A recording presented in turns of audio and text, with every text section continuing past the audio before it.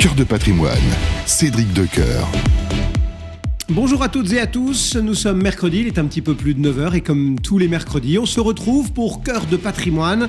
Vous en avez l'habitude, chaque semaine, les meilleurs experts de la place se donnent rendez-vous sur le plateau de Radio Patrimoine pour vous aider à gérer au mieux de vos intérêts l'ensemble de votre épargne. Alors au sommaire de ce 35e numéro, on va parler immobilier, entre taux et marché, vous saurez tout sur ce qui vous attend dans cette nouvelle année 2025 qui commence à s'écrouler. Et puis on découvrira tout ce que l'intelligence artificielle peut apporter à celles et ceux qui vous conseillent. Enfin, rendez-vous presque régulier dans l'émission.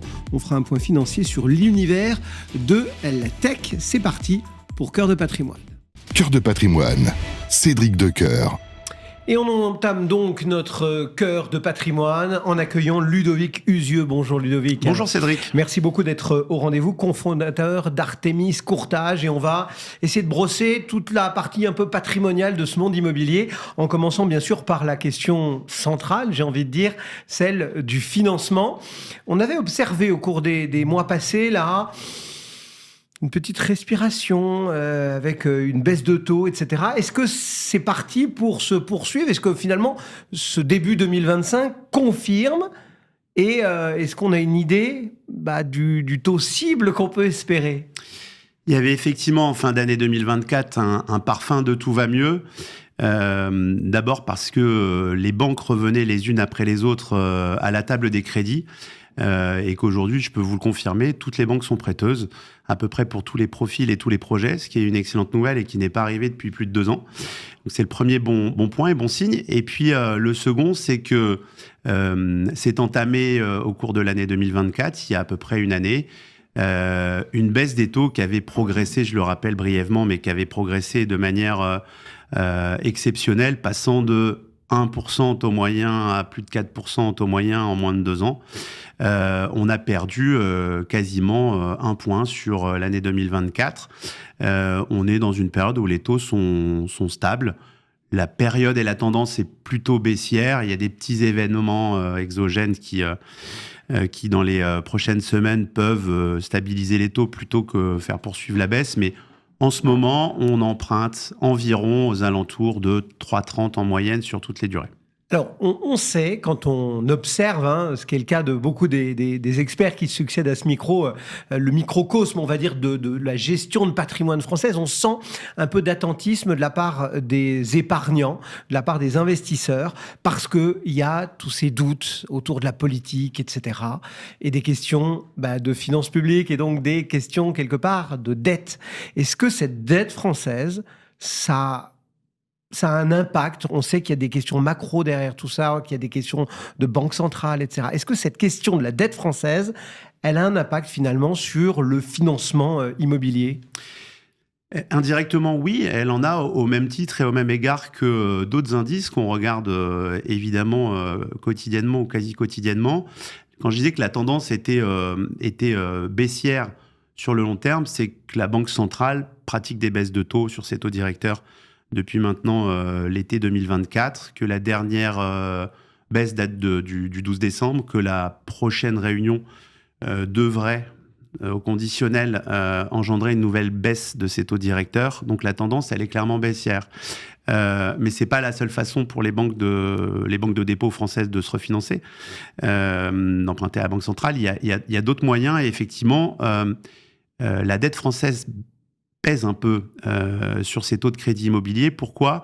Parce que quand on regarde l'orientation de ceux-ci et la nervosité des marchés obligataires ces dernières semaines, l'impact, c'est un impact aussi de confiance. Il est directement sur les investisseurs, directement sur les banques, et les taux de crédit sont aussi la conséquence indirecte de la hauteur de cette dette et donc des taux auxquels l'État français peut emprunter. J'ai envie de vous dire que l'instabilité politique, le budget reconduit, la réouverture du dossier des retraites, c'est quand même un faisceau d'indices qui ne sont pas terribles pour les marchés financiers. C'est un peu brouillard de guerre, quoi. Ça fait un peu brouillard de guerre et on a quand même pas mal de chances d'être à ces niveaux, aux alentours aujourd'hui de 3,30, après s'être envolé aux alentours de 3,50, 3,60, on va dire que la nervosité est un peu moins grande, qu'on retrouve un peu de stabilité sur ces taux de marché obligataire, et que s'il y a des conséquences sur les taux de crédit immobilier, ce sera de petites conséquences, de petites hausses, dans un environnement qui, lui, je le rappelle, est plutôt baissier.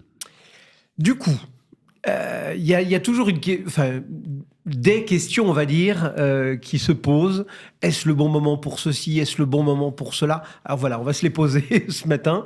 Est-ce que c'est le bon moment déjà pour renégocier un prêt immobilier? Puisqu'il y a quelques baisses, certains, peut-être, ont-ils facialement sur leur contrat un taux plus élevé que celui qu'ils observent aujourd'hui sur tous les sites qui relèvent, entre guillemets, les taux? C'est une nouvelle fenêtre qui va s'ouvrir. C'est pas grand ouvert encore. On commence à avoir des demandes de renseignements pour des renégociations de crédit, savoir si c'est le bon moment pour... Un peu ballon d'essai, quoi. C'est un peu ça. Voir si, C'est ça. On lance des lignes et puis on voit si on remonte quelque chose. Alors, c'est le cas, mais c'est le cas pour un petit stock de dossiers. Cette période où on s'est un peu envolé sur les taux et on a dépassé les 4% en moyenne, ça a duré finalement que 3 ou 4 mois, dans une période où les volumes de crédit n'étaient pas fous. Ouais. Donc, ça ne concerne peut-être pas grand monde. Ça ne concerne pas encore grand monde. En revanche, chaque mois qui va passer et qui sera le reflet d'une baisse de taux, bah, ça va remettre des dossiers dans le circuit et potentiellement des dossiers qui seront renégociables ou rachetables. Donc, c'est bien d'être aux aguets, c'est bien de préparer son dossier, c'est bien d'envoyer... Ça veut dire quoi, être aux aguets? Ça veut dire qu'il faut rappeler c'est quoi? C'est être à moins de la moitié de son crédit? Avoir espérer gagner combien de taux? Voilà, quels sont les 2-3 critères qu'il faut regarder et se dire « Ah tiens, ça vaut peut-être le coup que je m'en occupe ». Très pratiquement, c'est mieux d'être, on va dire, dans le premier tiers ou dans la première moitié de la vie de son crédit immobilier, c'est-à-dire si on a emprunté sur 20 ans, aux alentours de 7-10 ans ou un peu avant, à un moment où on rembourse encore beaucoup d'intérêts. C'est le premier critère. Le second critère, c'est qu'il faut observer une différence de taux entre le taux auquel vous avez souscrit votre crédit initialement et les taux du moment au minimum de 0,70. On va dire que la règle et le principe, ce qu'on entend partout, c'est 1%. C'est pas une règle sacro-sainte. En fonction du montant, ça peut être un peu moins. Et puis, une fois qu'on a ces deux critères qui sont respectés, bah, il faut demander une simulation à son courtier ou à son banquier pour savoir si c'est quelque chose d'envisageable et quelque chose qui est une opération gagnante pour l'emprunteur. Parce que la troisième règle d'or, et on la rappelle assez peu souvent, c'est que quand on procède à une renégociation ou un rachat de crédit, il ne faut pas avoir d'opération sur ce crédit ou sur le bien qui est le sous-jacent de ce crédit. Il ne faut pas imaginer revendre sous 2-3 ans. Sinon, les frais que vous avez engendrés à la renégociation ou au rachat, vous n'aurez pas eu le temps de les amortir. Et finalement, cette opération, elle n'aura, sans mauvais jeu de mots, aucun intérêt. Et il n'y aura aucun gain financier à avoir renégocié ou racheté son crédit. Donc, il faut aussi avoir quelques certitudes quant à la durée de détention du crédit dont on fait la renégociation ou le rachat. Voilà donc pour l'aspect financement. Maintenant, regardons un petit peu le marché. Qu'est-ce qui nous raconte ce marché immobilier? Parce que on en a dit pique-pendre de ce marché sous toutes ses coutures. C'était la Bérésina. Enfin voilà. Aujourd'hui, qu'est-ce qu'il en est? C'est un marché qui est en douce reprise et en état de normalisation, si je peux m'exprimer ainsi. C'est un marché au national sur transactions dans l'ancien qui va faire 750 000 transactions en 2024. Ça faisait une dizaine d'années qu'on n'avait pas été dans un marché aussi peu volumineux. Les prévisions de nos amis réseaux de transactions, plus meilleures agences logées, etc., envisagent une année 2025, selon les acteurs, aux alentours de 900 000 transactions, donc ce qui représenterait une augmentation de pas loin de 20%. Une fois qu'on a dit ça, on s'aperçoit qu'en réalité, Les banques, d'abord, sont à l'unisson de retour, et quand elles ont envie de prêter, c'est toujours plus simple. Il y a toujours, voilà, les règles CSF sont interprétées avec moins de dureté, et au lieu d'avoir une banque qui est capable de prêter, on en a 8 ou 10. C'est toujours plus favorable, y compris dans ce marché de transaction. Après, c'est sur le marché de la transaction, sur l'ancien, on retrouve du dynamisme, et à l'intérieur des chiffres Artémis Courtage qu'on est en train d'analyser, c'est terminé puisqu'on est en pleine période de vœux et de conventions commerciales. On s'aperçoit d'abord que les 2 semestres en 2024 ont été très différents. Le premier a été vraiment compliqué, pendant que le second a été en net regain. Et même à l'intérieur de ces 2 semestres, le premier trimestre 2024 comparé au 4e trimestre 2024, c'est vraiment le jour et la nuit. Donc on est sur une période, une tendance qui est bien meilleure. Et si on traverse l'année 2025 comme le dernier trimestre de l'année 2024, on sera probablement dans une belle année de reprise. Mais le marché ne fait que revenir à des niveaux qui sont des niveaux finalement anciens. On est assez loin des volumes qu'on a pu connaître ces dernières années. L'espèce de baromètre, c'est de se dire, est-ce qu'on est dans un marché d'acheteurs, ou en clair, est-ce que ce sont les acheteurs ou les vendeurs qui sont les plus favorisés, on va dire, par la structure du marché? Autrement dit, formulé, pour reprendre la première formule que j'avais tout à l'heure, est-ce que c'est le bon moment pour acheter un bien immobilier en ce moment? En tout cas, on s'aperçoit que les taux ont baissé et que les emprunteurs ont regagné un peu de pouvoir d'achat après cette énorme hausse, que c'est plus facile d'emprunter, que les barrières à l'emprunt sont moins nombreuses.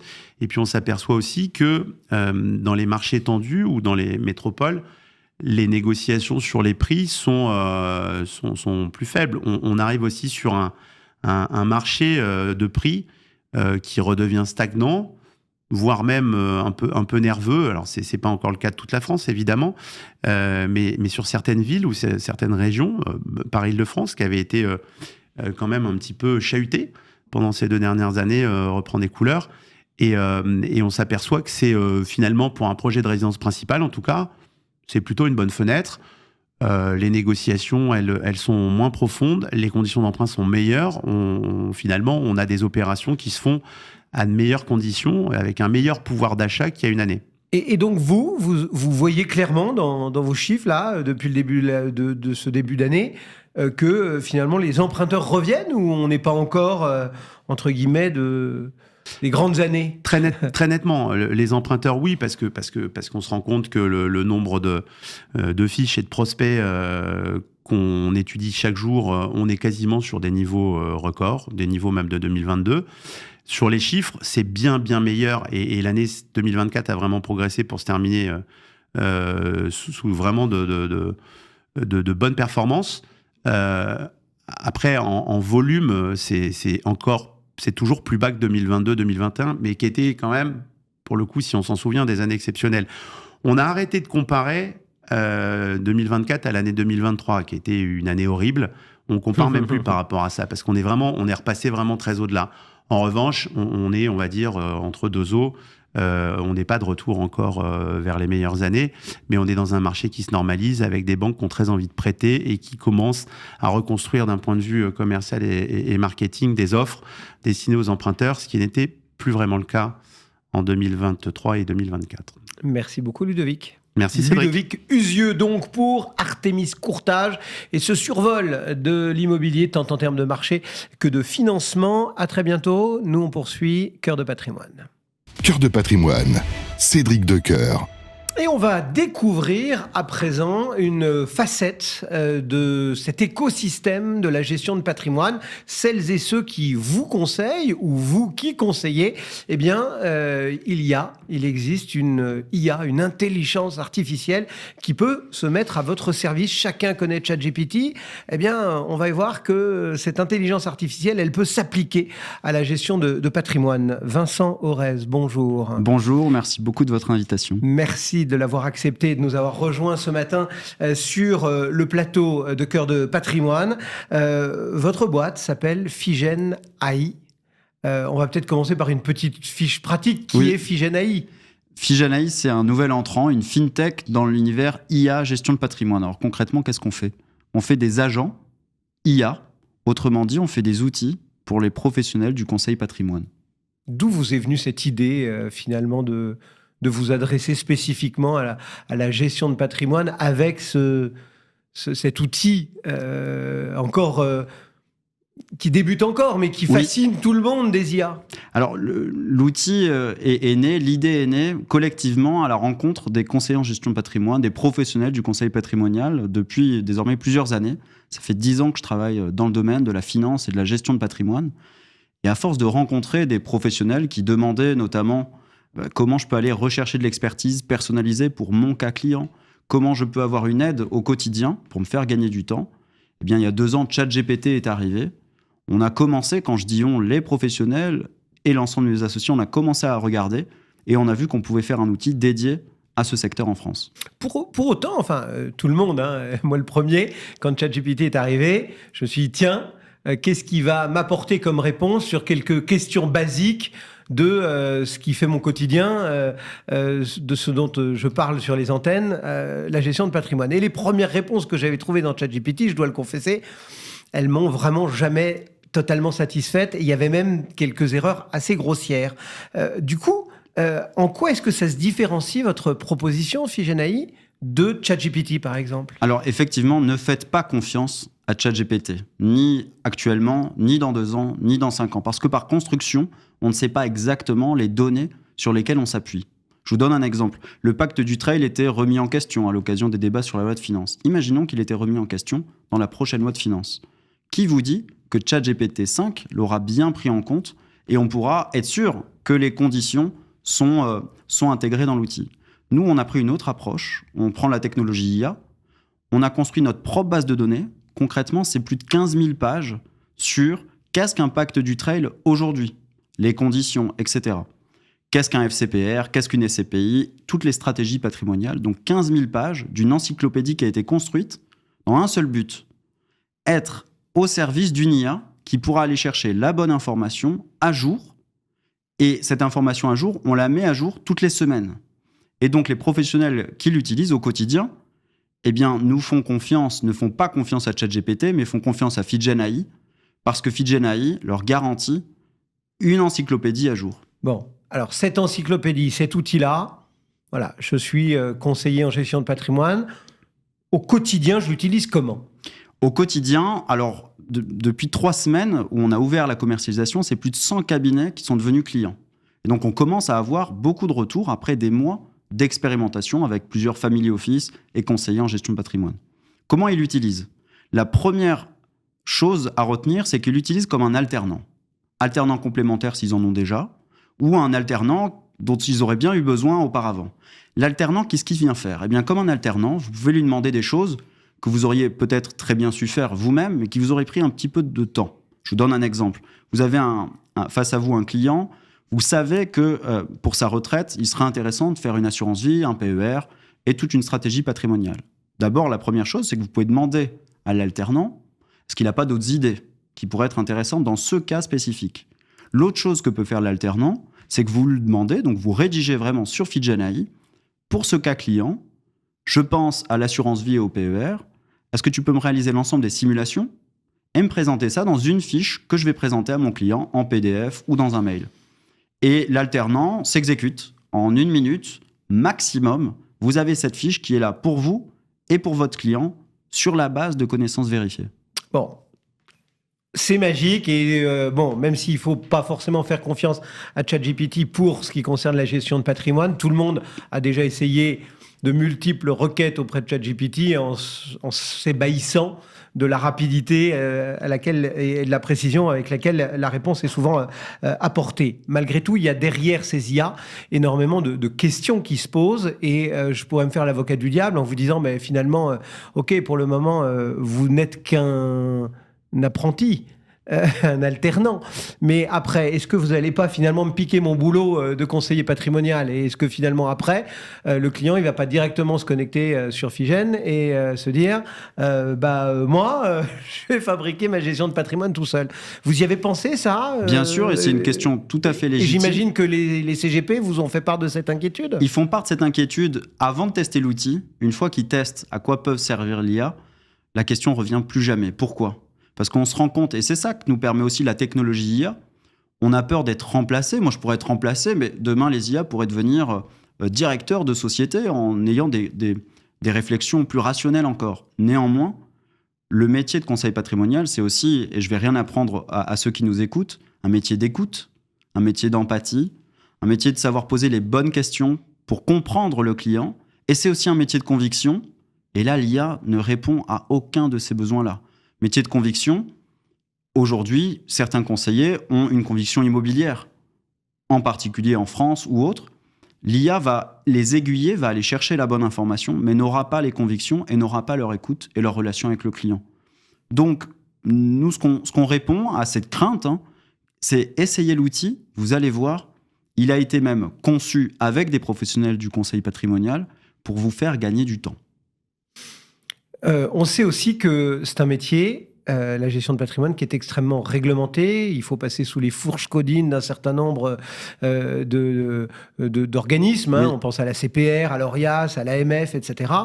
Qu'est-ce qu'il en est de l'IA ? Enfin, je veux dire, comment aussi toutes ces organisations regardent arriver cette espèce d'alternant. Oui, alors cet alternant, nous, pour être sûr de pouvoir répondre justement aux questions des professionnels, on lui fait passer la certification AMF. Et la certification AMF Finance Durable. Bon, 100% de réussite aux questions de la certification. On va plus loin et on teste aussi sa compréhension pour aider les ingénieurs patrimoniaux. Et là, on lui fait passer vraiment une sorte de baccalauréat de la gestion de patrimoine, de l'ingénierie patrimoniale, toutes les semaines encore, pour être sûr que l'ensemble du système, par exemple, répond à des cas plus complexes de master d'ingénierie patrimoniale en France. Aujourd'hui, on tend vers un succès de cette compréhension, de cette automatisation du rationnel, mais encore une fois, on ne viendra pas remplacer la relation client. Une autre chose que je voulais évoquer, c'est effectivement, on peut avoir peur de cette IA. Je pense qu'on devrait avoir beaucoup plus peur de nos clients qui vont utiliser l'IA. Un sondage la semaine dernière nous indique que les 18-25 ans en France, plus de 50% l'utilisent tous les jours. Et on pourrait dire, bon, pour faire quoi ? 78% des personnes qui l'utilisent au quotidien dans cette tranche d'âge l'utilisent pour une chose, pour du conseil. Autrement dit, dans 2 ans, imaginons cette tranche d'âge, et peut-être même avant, vu la rapidité à laquelle ça va, que fera le professionnel qui, face à lui, se targue d'avoir ChatGPT-5 si lui n'a pas un outil métier qui lui permet d'aller beaucoup plus loin sur les réponses qu'il apporte ? 15 000 pages, si j'ai bien retenu le chiffre. Oui. C'est quoi ? C'est une combinaison, une compilation en fait de tout ce que vous avez trouvé sur l'AMF, sur la CPR, sur Adofin, à l'OREP, enfin et que sais-je encore. Enfin, ou alors c'est un ouvrage entre guillemets unique que vous avez finement ciselé. C'est plutôt la deuxième réponse. Mais comment on fait un ouvrage finement ciselé ? Si ce n'est en allant regarder, avec des mécanismes d'automatisation notamment, la loi. La loi comporte beaucoup d'éléments qu'on peut traduire en connaissances patrimoniales. Il y a aussi des questions de jurisprudence, d'interprétation de la loi, ou d'interprétation même d'arrêt de la Cour de cassation, dans certains cas d'ingénierie patrimoniale.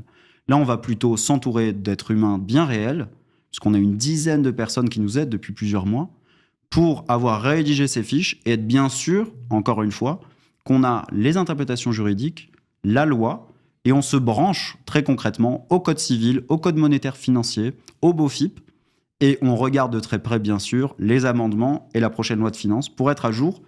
Nous, notre engagement, c'est toutes les semaines, on met à jour.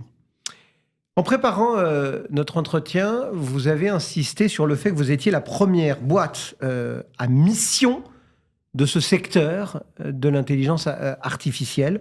Pourquoi insister ? Ça veut dire quoi, cet engagement ? Ça signifie quoi ? Alors, ça signifie quoi ? Ça signifie notre ADN chez Fidjen AI, de dire l'IA est un outil pour aider et faire gagner du temps. Bien sûr, pour ceux qui gèrent du patrimoine. On pense qu'on peut faire gagner beaucoup de temps. Un exemple qu'on a de l'un de nos clients, c'est je suis passé de 5 jours sur une tâche à 5 minutes pour avoir l'ensemble. Ça, on aide, et donc on aide bien dans cet ADN-là. Société à mission, ça veut dire aussi que cette technologie, elle est révolutionnaire. Elle peut aider plusieurs pans de la société.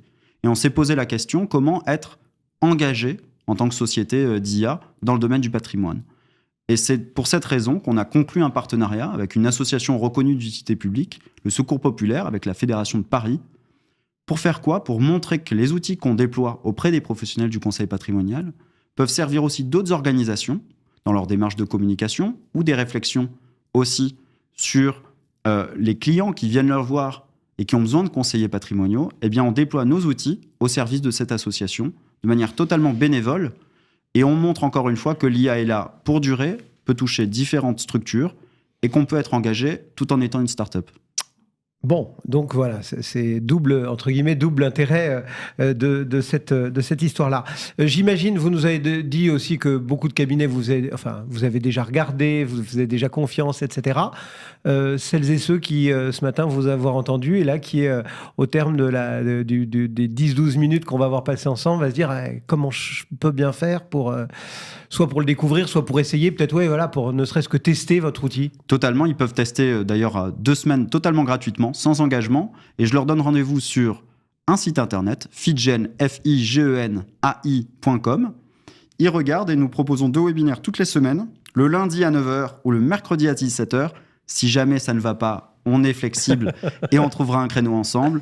Le lundi et le mercredi, on a comme ça de plus en plus de cabinets qui nous rejoignent, auxquels on répond à toutes leurs questions en toute transparence, et ils peuvent tester l'outil ensuite. Et l'avenir maintenant ? L'avenir, c'est quoi le rêve de Figen.ai ? Alors, les professionnels du conseil patrimonial qui nous écoutent connaissent peut-être différents outils qui ont été pionniers dans l'ère du digital et du numérique. Nous, notre conviction, c'est qu'il y a une nouvelle révolution technologique, l'IA, et qu'on peut bâtir beaucoup d'outils qui vont les aider, comme ça a pu les aider, ces outils numériques. Et donc, nous, où est-ce qu'on va ? Eh bien, on écoute les besoins des conseillers, et sans trop en dire, eh bien, on peut dire que l'IA aujourd'hui nous permet notamment d'aider les professionnels sur des simulations beaucoup plus avancées, des bilans, des analyses patrimoniales. On est déjà en train de travailler avec différents family office, groupements et assureurs-vie pour des déploiements sur mesure, pour aller beaucoup plus loin qu'une recherche d'expertise, mais des rédactions pour, là encore, déployer sur mesure, mais leur faire gagner beaucoup de temps. Mais à chaque fois, B2B, vous vous adressez les professionnels, pas de version grand public pour... Non, parce que on sait bien qu'entre la connaissance et la décision d'investissement, il y a tout un pan, toute une création de valeur qui n'est pas faite par l'IA et qui ne sera donc pas faite par Figen, qui sera faite par les professionnels. Merci beaucoup, Vincent. Merci à vous. Vincent Orez, donc Figen AI, une nouvelle solution pour vos conseillers en gestion de patrimoine. Cœur de patrimoine, Cédric Decoeur.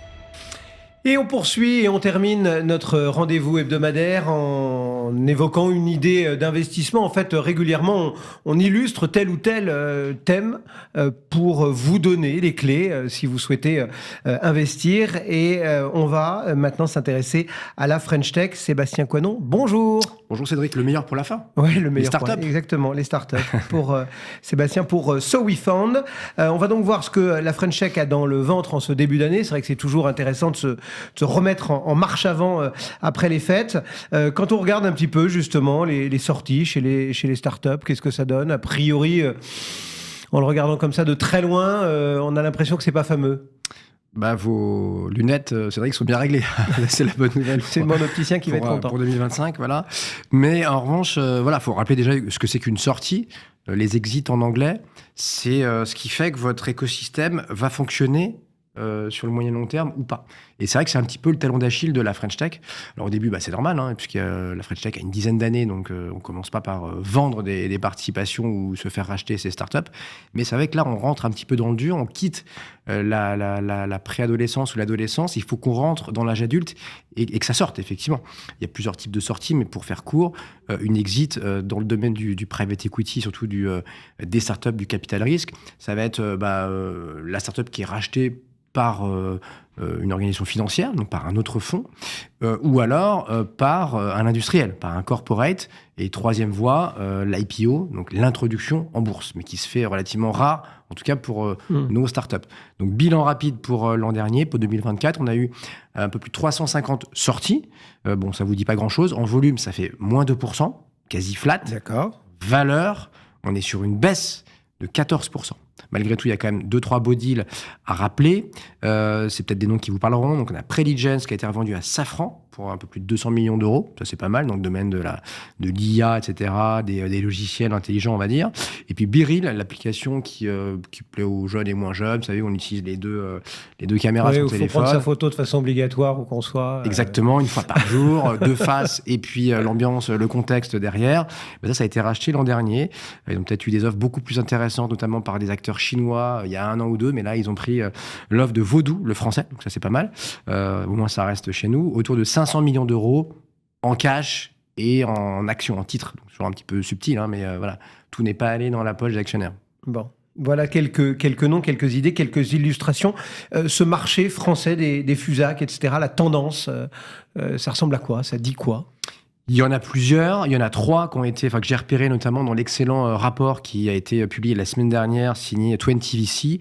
Donc, ça s'appelle The State of the French Tech Ecosystem. Alors, le titre est en anglais parce que c'est un fonds anglais, en fait. Et oui, c'est un fonds anglais qui se penche uniquement sur la French Tech tous les ans. Enfin, la petite histoire, en fait, c'est qu'à l'origine, il y a 3 Frenchies, donc dont celui qui est à l'origine du rapport, qu'on rejoint ce fonds. Donc, c'est pour ça qu'aujourd'hui, il est signé 20VC, mais c'est vrai qu'à la base, c'était un jeune qui faisait partie d'un fonds français qui faisait ça et qui le fait toujours. Du coup, c'est la 5e année consécutive. On apprend plein de trucs, c'est passionnant, ça fait près de 100 pages. C'est gratuit, d'ailleurs, on peut aller le trouver sur Internet. Et donc, 3 enseignements que j'ai retirés de ce rapport, Cédric. 1, nos entreprises européennes, elles ont un appétit, certes, encore mesuré, mais croissant pour acquérir des startups 200 millions et plus. Je vous ai cité tout à l'heure, effectivement. Oui, parce qu'en fait, il faut que les startups, comme vous le disiez, soient, on va dire, attirantes.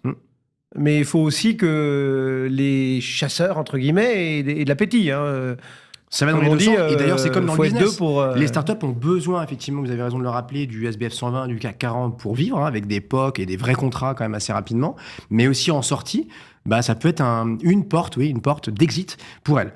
Deuxième tendance, les licornes qui deviennent elles-mêmes acquéreurs. Donc, je m'appelle Doctolib, ça vous parle? Penny Lane, Conto. Je vais racheter 1, 2, 3 startups chaque année en France ou faire bon marché en Europe. Donc ça, c'est pas mal parce que du coup, par consolidation, on se retrouve avec des acteurs encore plus gros. Elles achètent des technos, des talents, des parts de marché.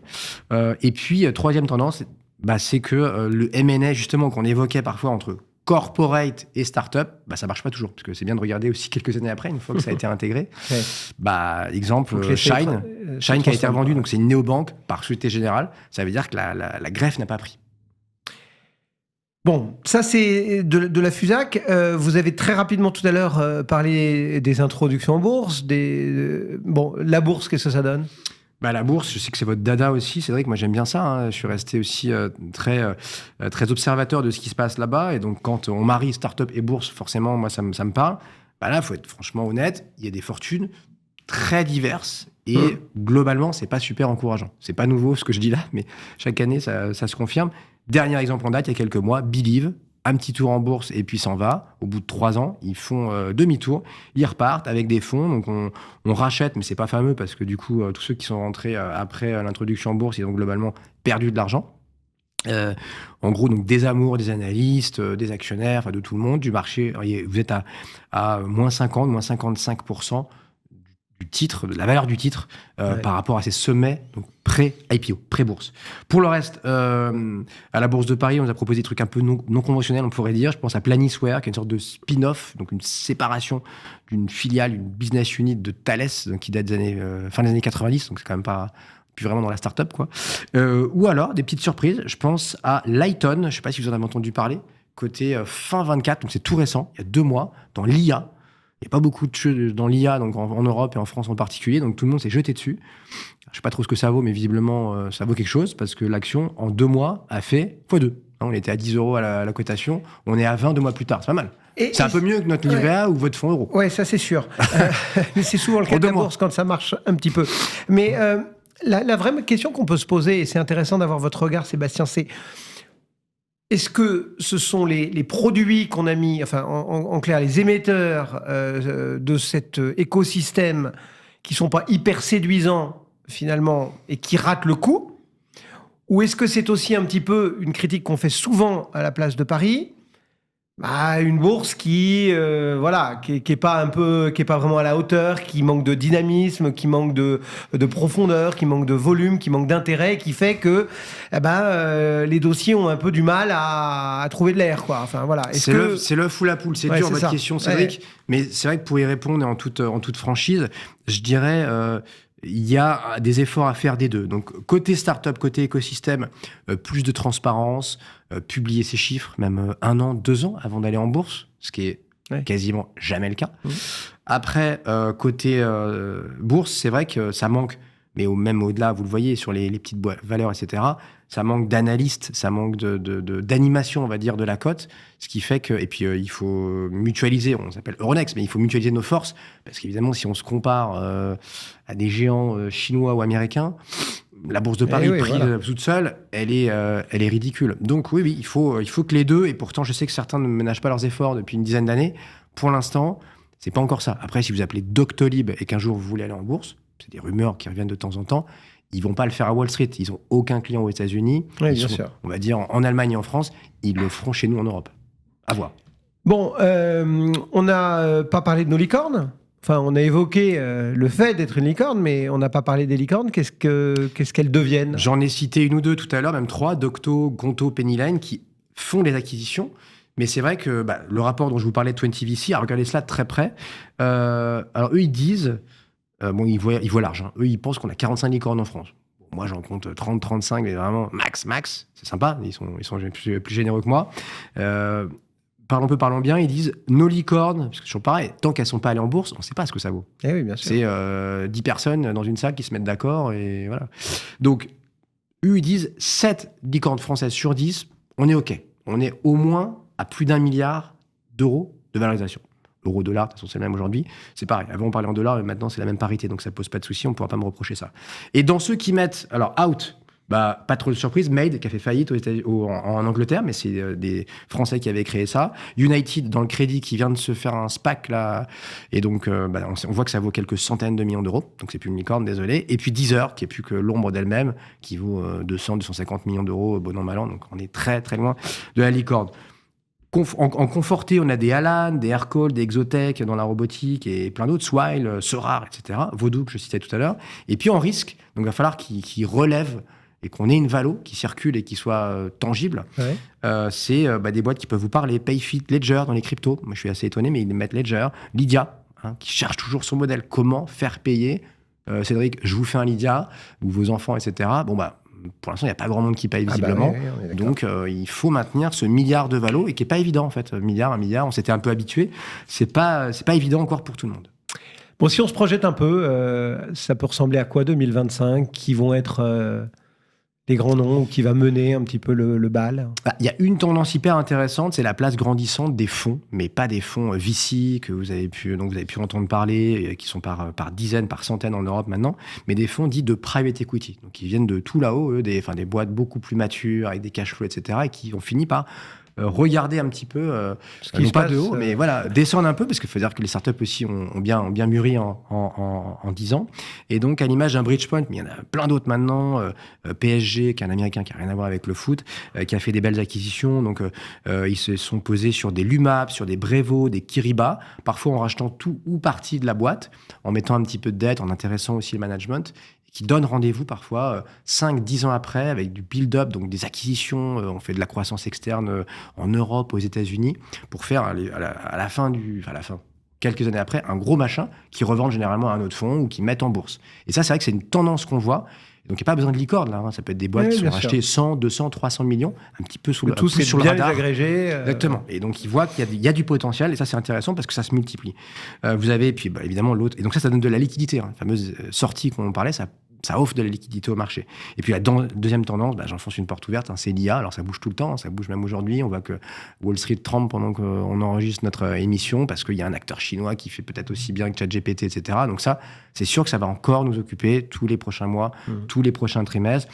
Et la banque Avolta, là, qui citait ça aussi la semaine dernière, elle nous dit que les financements, aussi en France, ont explosé. On est passé de quelques centaines de millions à 2 milliards investis. Vous avez évidemment entendu parler de Mistral, qui peut-être a une IPO, donc une introduction en bourse dans les cartons, mais il y a aussi Poolside, c'est des Américains, mais ils ont fait ça en France, à Paris, et eux, pareil, ils ont levé 500 millions l'an dernier. Donc, il y a de l'argent, il y a des liquidités. Merci pour cet état des lieux et ces Je vous en quelques prie. perspectives. Sébastien Coinon et So We Found qui nous accompagnent régulièrement dans Cœur de Patrimoine. Voilà. Puis je vous en avais parlé, tiens, la semaine dernière, le développement de Radio Patrimoine se poursuit et une nouvelle émission va faire son grand retour vendredi prochain. Rendez-vous, je vous le donne, 18h sur l'antenne en partenariat avec le magazine Capital. C'est le grand rendez-vous de l'épargne. J'ai le plaisir de l'animer avec Quentin Ballaurent et on va notamment répondre à toutes vos questions. Alors n'hésitez pas à nous écrire, il y a une adresse mail qui est là pour vous, c'est questions@capital.fr. Voilà, c'est la fin de Cœur de Patrimoine. Je vous retrouve bien sûr vendredi 18h et puis sinon on se donne rendez-vous la semaine prochaine. Cœur de Patrimoine, une émission à réécouter et télécharger sur le site et l'appli Radio Patrimoine et sur toutes les plateformes de streaming.